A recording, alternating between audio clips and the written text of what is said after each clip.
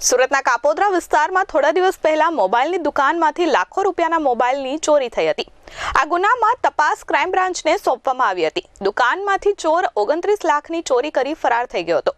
ચોરીની ઘટના ત્યાં લાગેલા સીસીટીવી કેમેરામાં કેદ થઈ ગઈ હતી, જેના આધારે ક્રાઇમ બ્રાન્ચ પોલીસે મહારાષ્ટ્રના થાણે ખાતેથી એક આરોપીને ઝડપી પાડી કાયદેસરની કાર્યવાહી હાથ ધરી છે। સુરતના કાપોદ્રા પોલીસ પાસેથી મળતી વિગત મુજબ કાપોદ્રાના ગુજરાત શોપિંગ સેન્ટરમાં આવેલ એક મોબાઈલની દુકાનમાં ચોરીની ઘટના બની હતી। ગઈ તારીખ 4 માર્ચના રોજ ગુજરાત મોબાઈલ નામની દુકાનને તસ્કરોએ નિશાન બનાવી હતી। દુકાનના શટરને ગેસ કટરથી કટ કરી 28 લાખની કિંમતના 54 મોબાઈલ ફોન અને 1 લાખ રૂપિયાની રોકડની ચોરી કરી તસ્કરો ફરાર થયા હતા। જોકે ચોરીની સમગ્ર ઘટના ત્યાં લાગેલા સીસીટીવી કેમેરામાં કેદ થઈ ગઈ હતી। ત્યારે આ ઘટનામાં ક્રાઇમ બ્રાન્ચ પોલીસને તપાસ સોંપવામાં આવી હતી। જે મામલે પોલીસે મુંબઈના થાણે વિસ્તારમાં ઉલ્હાસનગર ખાતેથી એક આરોપીની ધરપકડ કરી છે। પોલીસે રીઢા આરોપી અમર વિજય ખરાટેને ઝડપી પાડી પૂછપરછ કરી હતી, જેમાં તેને જણાવ્યું હતું કે તેના એક સાગરીત રામનિવાસ મંજુ ગુપ્તા સાથે મુંબઈથી બાઇક પર તેઓ સુરત આવ્યા હતા, જેમાં પહેલા નવસારીના ધોળાપીપળા ખાતે હાઈવે પર એક હોટેલમાં રૂમ રાખી હતી અને ત્યાંથી સાંજના સમયે કાપોદ્રાની મોબાઈલ દુકાનની રેકી કરી હતી અને રાત્રે બાઇક લઈને સુરત આવી ચોરીની ઘટનાને અંજામ આપ્યો હતો અને ત્યારબાદ પરત હોટલ પર પહોંચી ગયા હતા અને ત્યાંથી મુંબઈ જવા માટે નીકળી ગયા હતા। હાલ પોલીસે આ ગુનામાં આરોપી અમર વિજય ખરાટેને ઝડપી પાડી કાયદેસરની કાર્યવાહી હાથ ધરી છે। ગત તારીખ 4/3/24ના રોજ કાપોદ્રા પોલીસના વિસ્તારમાં યોગી ચોક સરથાણા સુરતમાં ગુજરાત શોપિંગ સેન્ટરમાં ગુજરાત મોબાઈલ શોપ છે મોબાઈલની, એમાં મોબાઈલની ચોરી થવામાં આવેલ।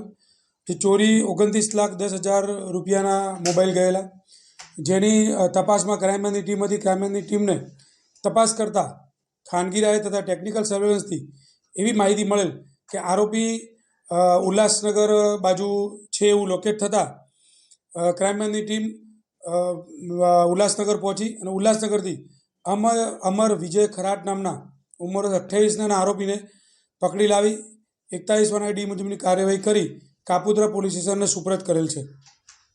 આ આરોપી વિજય ખરાટ અને જે અત્યારે આરોપીનું નામ ખુલે છે સહ આરોપી રામનિવાસ મંજુ, બેની ઓળખાણ જેલમાં થયેલ હતી।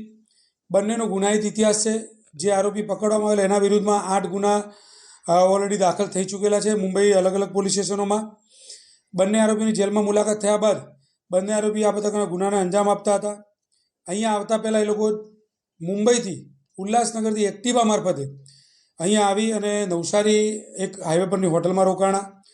હોટલમાં રોકાયા પછી એ લોકો બારડોલી ગયા તારીખ 3ના રોજ। બારડોલી એમને જે પ્રયાસ કર્યો હોટલમાં મોબાઈલની દુકાનમાં એ નિષ્ફળ રહ્યો। ત્યારબાદ એ લોકો ગૂગલ મેપ મારફતે સુરત આવી અને મોબાઈલની દુકાનનું સર્ચ કરે। સર્ચ કર્યા પછી એમને કાપોદ્રા વિસ્તારમાં ગુજરાત મોબાઈલ નામની દુકાનનું સર્ચ કર્યું। બપોરે 1 વાગે આવી ગયેલા। એમને ત્યાં બેસી રેકી કરી, ત્યાં સામે બેસી અને સેન્ડવિચ ખાધી। ત્યારબાદ રેકી કર્યા પછી પરત હોટલ પર જતા રહ્યા। રાત્રે ઊંઘી એ લોકો રાત્રે 1 વાગે હોટલમાંથી નીકળી અને અત્રે આવી અને ચોરીને અંજામ આપેલ અને અંજામ આપી અને તુરંત પાછા પરત મુંબઈ જતા રહેલા હતા। ઉલ્લેખનીય છે કે પકડાયેલ આરોપી વિરુદ્ધ 8 જેટલા ગુનાઓ નોંધાયેલા છે અને ચોરીની ઘટનાને અંજામ આપવામાં મદદ કરનાર આરોપી અને પકડાયેલ આરોપીની ઓળખાણ જેલમાં થઈ હતી। બંને આરોપીઓ અલગ અલગ ગુનાને અંજામ આપતા હતા। આરોપીઓની મોડસ ઓપરેન્ડી વિશે પોલીસે જણાવ્યું હતું કે આરોપીઓ ગૂગલ મારફતે અલગ અલગ શહેરોમાં મોટી અને સારી મોબાઈલની દુકાનોનું સર્ચ કરી અને રેકી કરતા હતા। જે દુકાનો સારી હોય તે દુકાનમાં ચોરીની ઘટનાને અંજામ આપતા હતા અને બાદમાં ફરાર થઈ જતા હતા। હાલ તો પોલીસે એક આરોપીની ધરપકડ કરી અન્ય આરોપીને પકડવાના ચક્રો ગતિમાન કર્યા છે। આ આરોપીઓની એમો એવી છે કે ગૂગલ મારફતે અલગ અલગ શહેરોમાં રેન્ડમલી જાય અને ગૂગલ મારફતે મોબાઈલની દુકાનનું સર્ચ કરે। જે મોટી દુકાન હોય ત્યાં આગળ એ લોકો ગરફોડ ચોરીને અંજામ આપે છે।